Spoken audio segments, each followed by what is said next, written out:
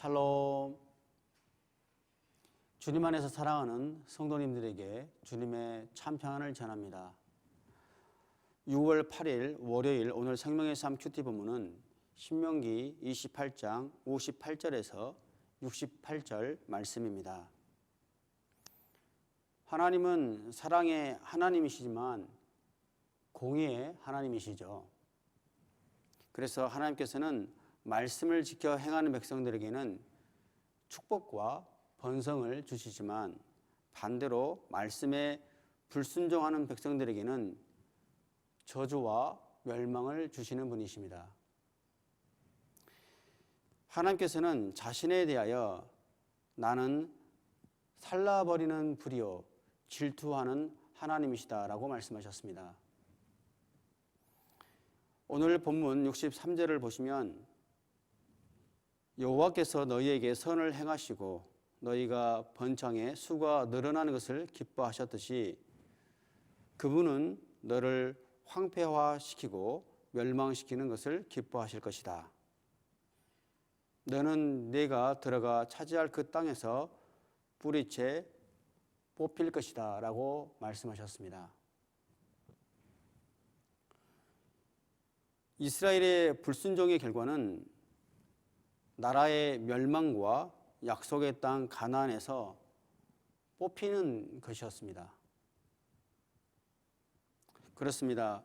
불순종의 끝은 축복의 땅에서 쫓겨나는 것입니다.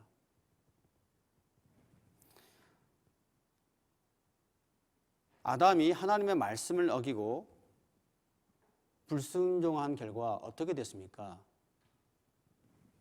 바로 에덴 동산에서 쫓겨나는 것이 아니었습니까?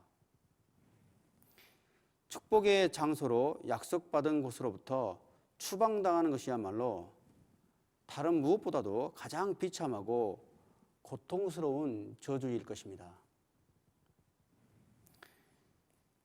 실제로 이스라엘의 역사를 보면 우상 숭배와 온갖 불순종의 죄로 인해 어떻게 됐습니까?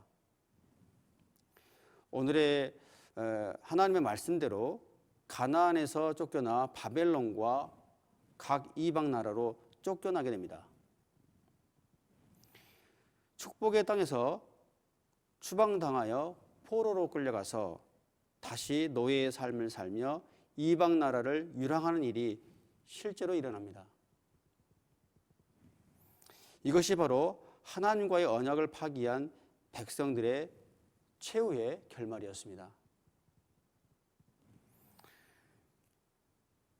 하나님의 말씀은 이렇게 무섭도록 정확하게 이루어집니다. 하나님의 말씀대로 축복의 약속도 반드시 성취되지만 불순종으로 인한 저주도 말씀대로 꼭 이루어진다는 것을 기억하시기를 바라겠습니다. 이와 같이 불순종으로 인하여 약속의 땅에서 쫓겨난 백성들의 삶, 저주 가운데 살아가는 인생이란 나날이 불안한 삶의 연속일 수밖에 없습니다. 66절에 너는 계속 마음이 조마조마하고 밤낮으로 공포에 시달리며 목숨을 이어갈 수 있을지 항상 불안하기만 할 것이다 라고 하였습니다. 인간에게 있어서의 불안은 근본적으로 죄로 인하여 하나님과 단절되는 것으로부터 불안이 찾아옵니다. 하나님의 말씀 밖의 삶이란 그 자체가 불안인 것이죠. 하나님 말씀 밖에서는 불안한 삶을 살 수밖에 없습니다. 그래서 67절에 날마다 고통스러운 광경을 눈으로 보면서 아침에는 저녁이었으면 얼마나 좋을까, 또 저녁에는 아침이었으면 얼마나 좋을까라고 한다고 하였습니다. 얼마나 끔찍한 일들을 목격하고 공포스러웠으면 아침이면 저녁이었으면 좋겠다고 하고 저녁이면 아침이 되었으면 좋겠다고 생각하면서 불안했을까요? 하루하루가 살아도 사는 게 아니죠. 이처럼 하나님 말씀을 떠나 사는 삶이란 소망이 없는 극도로 고통스러운 삶일 수밖에 없습니다. 여러분, 우리의 하나님은 어떤 분이십니까? 우리의 아버지이십니다. 징계가 크다는 것은 그만큼 사랑도 크다는 것이죠. 자녀가 고통당하는 것을 기뻐할 부모가 어디에 있겠습니까?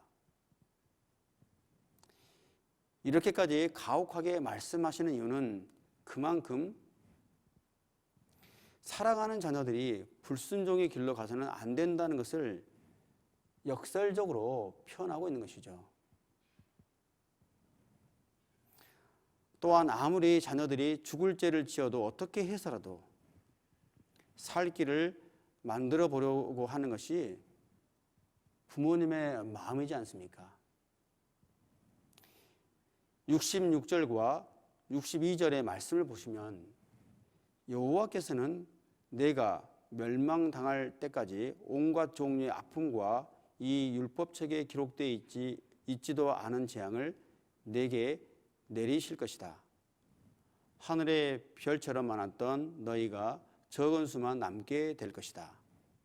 이는 내가 내 하나님 여호와께 순종하지 않았기 때문이다 라고 하였습니다. 물론 재앙은 자녀들 스스로가 자초한 것일지라도 여기에서 우리가 자녀에 대한 하나님 아버지의 마음을 하나 발견한다면 너희가 적은 수만 남게 될 것이다 라는 대목인 것 같습니다.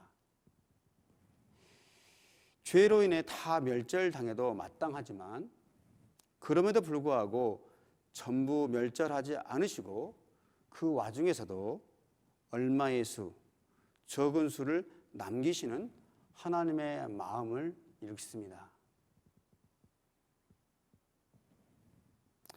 아버지의 인애와 자비라고 생각합니다. 어떻게 해서라도 소망의 여지를 조금이라도 남기셔서 새롭게 길을 열어가고자 하시는 하나님의 마음이 여기에 담겨 있습니다.